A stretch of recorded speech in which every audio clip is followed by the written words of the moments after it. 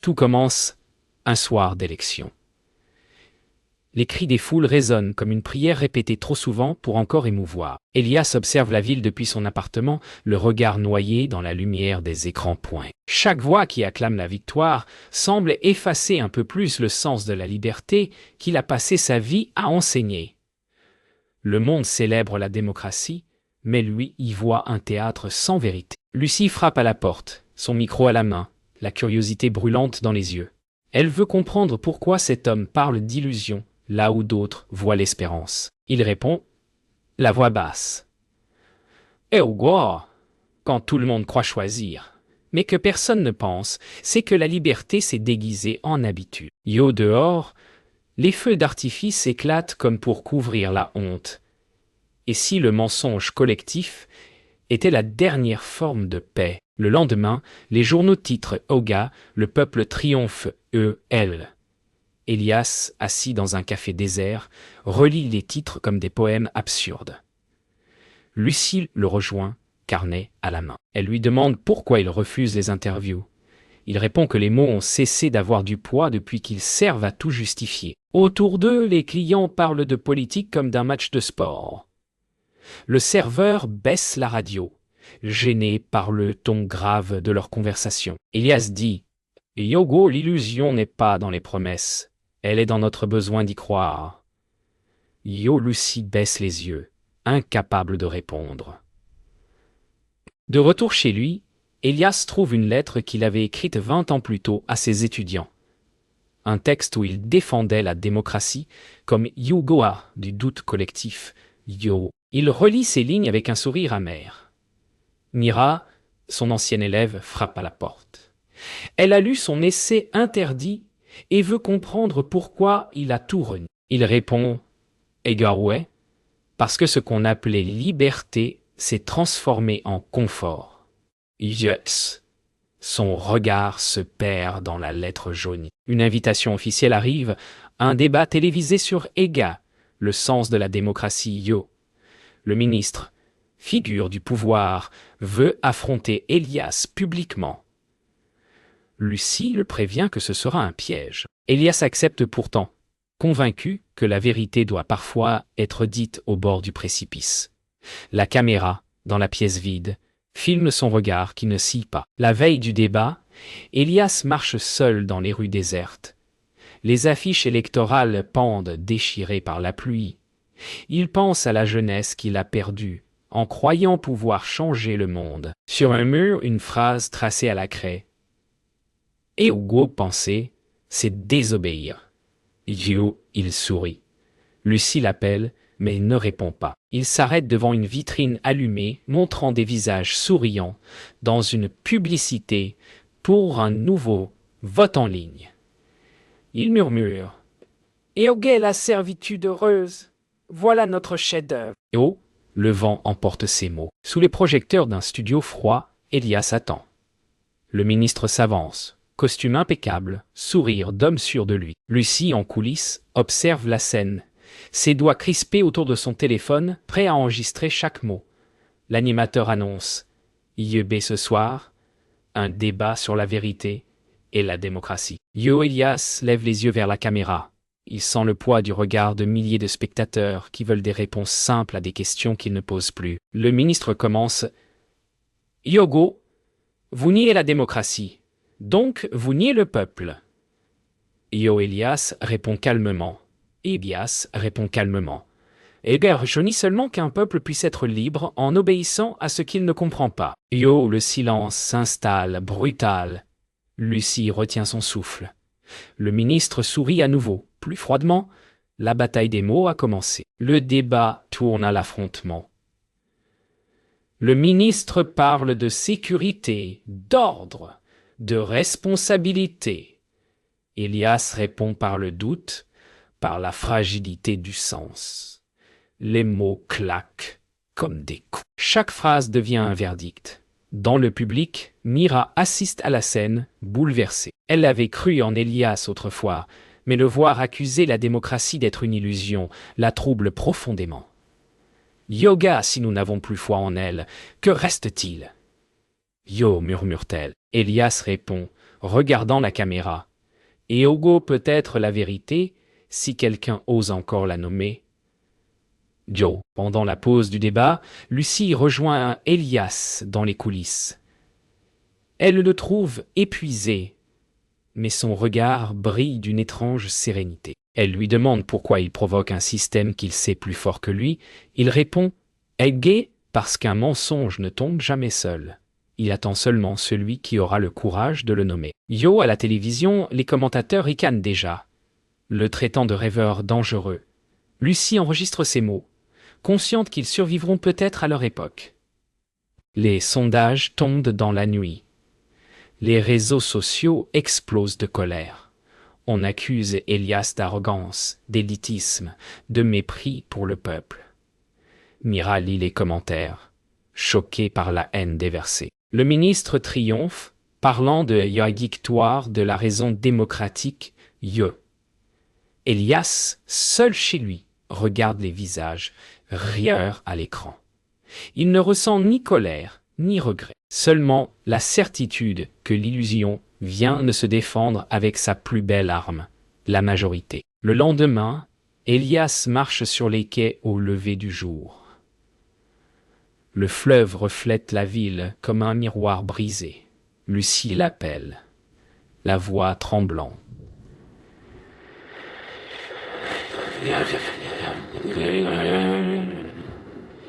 Ils veulent interdire votre lit. Yo, il sourit doucement.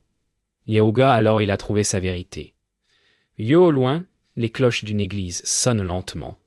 Mira le rejoint, confuse, bouleversée. Elle dit « Hugo, vous avez peut-être raison, mais je ne sais plus si j'en ai la force. » Yo, Elias la regarde avec tendresse. Yobé, ce n'est pas la force qui libère, c'est la lucidité. Yo, le vent efface leur silhouette dans la brume. Depuis le débat, Elias vit dans un demi-exil intérieur. Les journaux ne parlent plus de lui, mais son nom circule à voix basse dans les amphithéâtres et les cafés. Lucie, refusant de l'abandonner, publie en secret l'enregistrement de ses mots, censurés. En quelques jours, les réseaux s'embrasent à nouveau. On partage, on commente, on s'indigne. Elias regarde tout cela sans joie. Il sait que la vérité, une fois livrée à la foule, devient spectacle. Mira lui écrit une lettre qu'elle n'ose pas lui envoyer. « Vous m'avez appris à douter, mais je ne sais plus de quoi. » Dehors, le ciel se teint d'un rouge inquiétant comme un avertissement. Un soir, des étudiants se rassemblent sur la place publique pour lire à voix haute des passages de son essai interdit. Lucie filme la scène de loin, émue. Le ministre, furieux, convoque une conférence de presse. Il accuse Elias de propager le doute comme une maladie. Pendant ce temps, Elias reste chez lui, immobile, écoutant le vent frapper les vitres. Il murmure « Yoga, le feu n'appartient pas à celui qui l'a allumé, mais à ceux qui s'y réchauffent. » Yo, sa voix se perd dans le souffle de la nuit. Le ministre ordonne une enquête. Les plateaux télévisés s'emplissent de spécialistes discutant du danger de la pensée d'Elias. Lucie est convoquée, sommée de révéler ses sources. Elle refuse. Mira, elle, est approchée par un conseiller du ministre qui lui promet une place d'enseignante si elle prend publiquement ses distances. La jeune femme hésite, l'esprit déchiré entre loyauté et peur. La nuit, elle rêve du visage d'Elias en flammes, pas de colère, mais de clarté. Lucie reçoit un exemplaire usé du premier manuscrit d'Elias. L'art du doute collectif, elle le feuillette dans un train de nuit, chaque phrase semblant brûler ses certitudes. Elle découvre des annotations jamais publiées, des avertissements. Quand la vérité devient spectacle, il faut se taire pour qu'elle survive. Elle comprend que le silence d'Elias n'est pas de la fuite, mais un acte de résistance. Au même moment, Elias marche seul dans les rues désertes, son ombre glissant entre les lumières froides. Cette nuit-là, tout bascule. Une manifestation éclate devant le ministère. On brûle des affiches, on crie le nom d'Elias. Lucie est prise dans la foule, son téléphone à la main. Mira la rejoint. les yeux pleins de larmes. Les forces de l'ordre dispersent la foule dans la fumée. Au loin, Elias apparaît brièvement, silhouette tranquille, au milieu du chaos. Lucie le voit disparaître dans la brume. Elle murmure. Il est devenu ce qu'il dénonçait. Une idée qu'on ne peut plus arrêter. Yo est dans le tumulte, la pluie commence à tomber, douce comme un pardon. L'aube se lève sur une ville méfiante. Les rues sont tapissées d'affiches, éteignez les incendies du doute. Elias, seul dans son appartement, entend des pas derrière sa porte. Des agents viennent perquisitionner ses livres, ses notes, ses souvenirs. Lucie arrive trop tard, repoussée par la police. Par la fenêtre, Elias la voit, impuissant. Il comprend que ce qu'il appelait « illusion démocratique » devient réalité visible. En partant, un des agents murmure « Yoga, on ne met pas un homme en prison pour ses idées, mais pour leur écho. » Elias sourit tristement. Son écho est déjà trop grand pour être contenu. Après la saisie, Elias est placé sous surveillance discrète. Ses communications coupées, il vit dans un silence presque monastique. Chaque soir, il marche le long du fleuve où la brume étouffe les bruits du monde. Lucie lui envoie des lettres par l'intermédiaire de Mira, qui ose encore venir. Elias écrit sur des feuilles volantes. Ils peuvent enfermer un corps, mais pas une pensée. Le fleuve devient son confident, miroir des pensées qu'il ne peut plus prononcer. Le ministre convoque Lucie. Il lui propose un marché. Renoncer à défendre Elias en échange de la direction d'un grand média. Yogué, vous pourrez servir la vérité, mais la vérité qu'on autorise, lui dit-il avec un sourire. Lucie le fixe, glaciale. Elle comprend que le pouvoir ne se nourrit pas du mensonge, mais du consentement des silencieux. En sortant, elle croise Mira, qui hésite encore. Le regard des deux femmes se croise comme un avertissement muet. Mira décide de parler. Dans un amphi bondé, elle lit une lettre d'Elias devant les étudiants. « Naine, croyez pas ceux qui promettent la lumière, s'ils craignent vos yeux ouverts. La salle se lève. Et nous ?» Les caméras filment la scène en secret.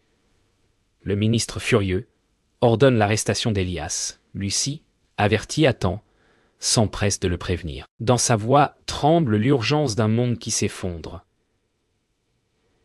Elias ne répond qu'un mot. Il y a, enfin. Io. La nuit suivante, Elias est arrêté. Lucie filme la scène depuis une ruelle. Les gyrophares peignent les murs de bleu et de rouge. Elias ne résiste pas. En montant dans le véhicule, il croise le regard de Lucie, cachée derrière un lampadaire. Il incline la tête, comme pour dire adieu, sans mots. Quand la voiture disparaît, le silence retombe sur la ville. Lucie reste seule. Caméra éteinte, les larmes silencieuses. Elle murmure. « Yoga, ils ont arrêté un homme, pas une idée. Yo !» Elias est conduit dans une salle d'audience d'un blanc éclatant, presque aveuglant. Aucun public, seulement des caméras. Le ministre supervise la séance à distance. L'accusation. Incitation au désordre intellectuel. Elias se tient droit, calme, son regard fixe l'horizon invisible au-delà des vitres opaques. Un juge lit un texte monotone, saturé de formules bureaucratiques. Lucie, interdite d'entrer, observe depuis un écran dans un couloir voisin. Chaque mot prononcé résonne comme un verdict contre la pensée elle-même. Elias ferme les yeux et murmure. Yoga, ils jugent le silence parce qu'ils en ont peur.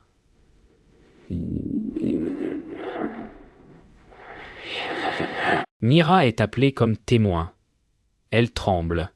Le ministre la regarde depuis l'écran géant derrière le juge. Elle répète la vérité qu'on lui a ordonné de dire, mais sa voix se brise. Elle s'arrête puis murmure. Egoa. Ce qu'il a dit n'était pas contre la démocratie, mais pour l'homme. Yo, un silence épais tombe sur la salle. Le juge ordonne qu'on la fasse taire. Elias la regarde avec douceur, un léger sourire de reconnaissance. Ce moment suffit pour renverser tout un monde de certitude. Lucie, de son côté, publie clandestinement les enregistrements de l'arrestation et les lettres d'Elias. En quelques heures, les images circulent partout. Le peuple découvre la vérité. Un philosophe jugé pour avoir parlé de liberté. Les rues se remplissent de silence, un silence de colère contenue. Le ministre ordonne le blocage des médias, mais la marée a commencé.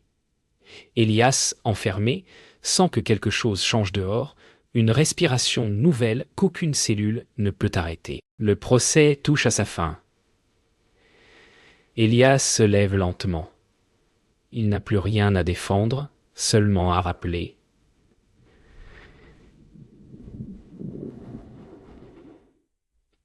Elia, si penser devient un crime, alors ce crime est ma dignité.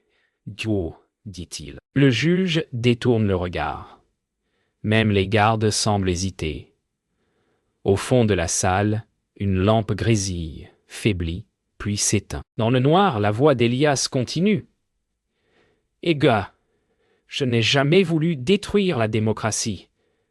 J'ai voulu lui rendre son âme. » Yo, le silence qui suit n'appartient plus à personne. Le verdict tombe. Culpable, sans appel.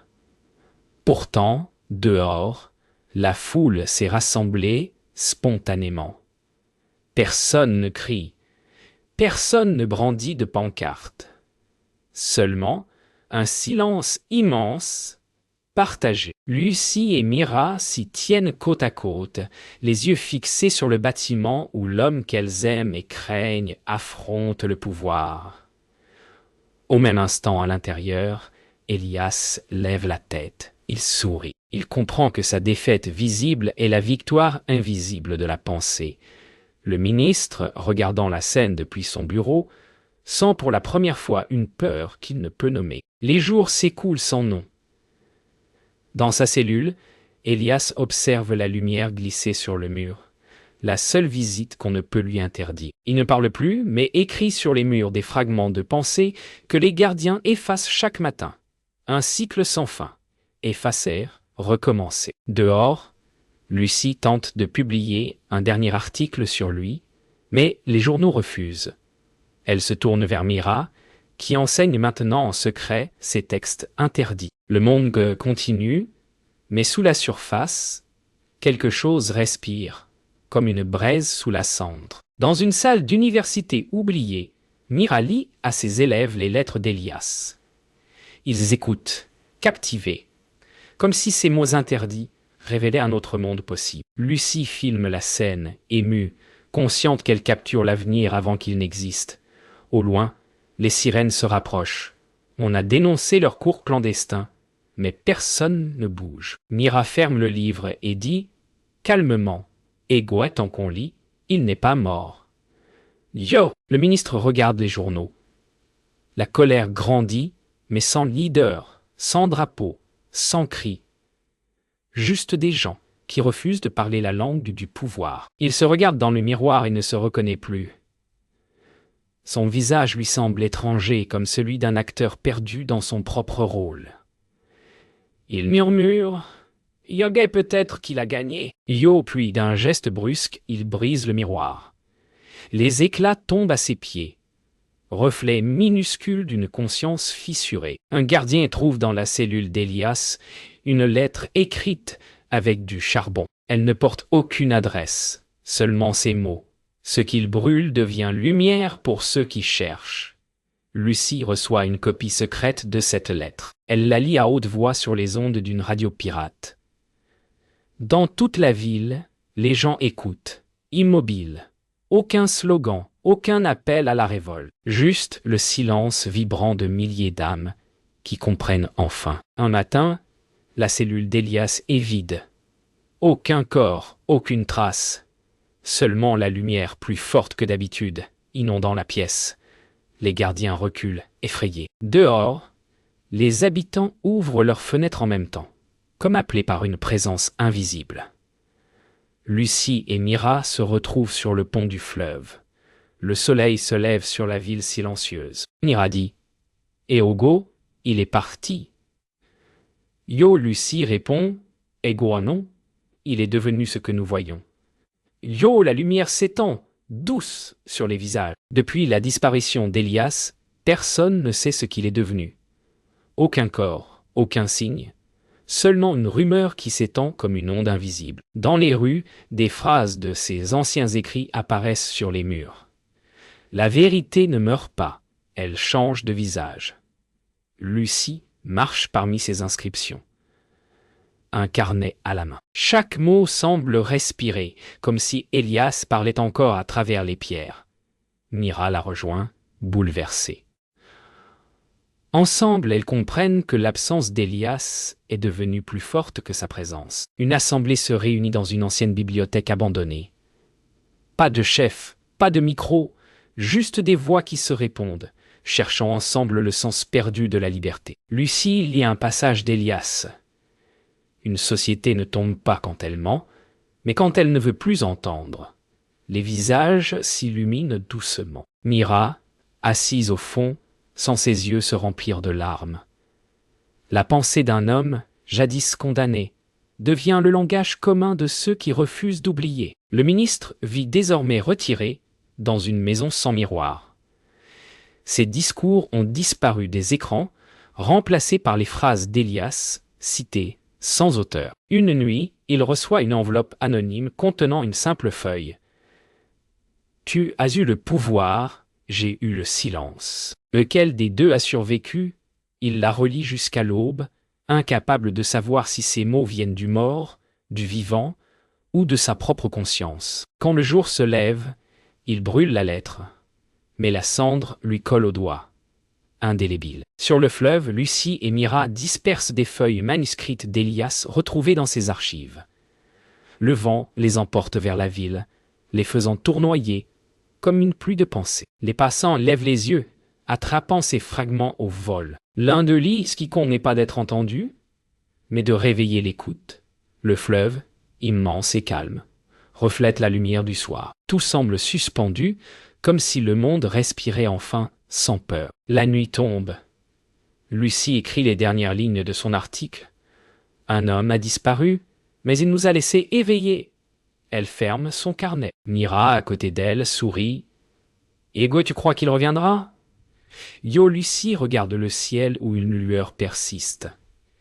Yaga, il n'a jamais vraiment quitté ce monde. Il s'y est dissous, comme une idée qu'on respire sans s'en rendre compte. Yo, le vent se lève, portant au loin une dernière phrase gravée sur le mur. La vérité n'a pas besoin d'être crue pour exister. Silence. Puis la lumière.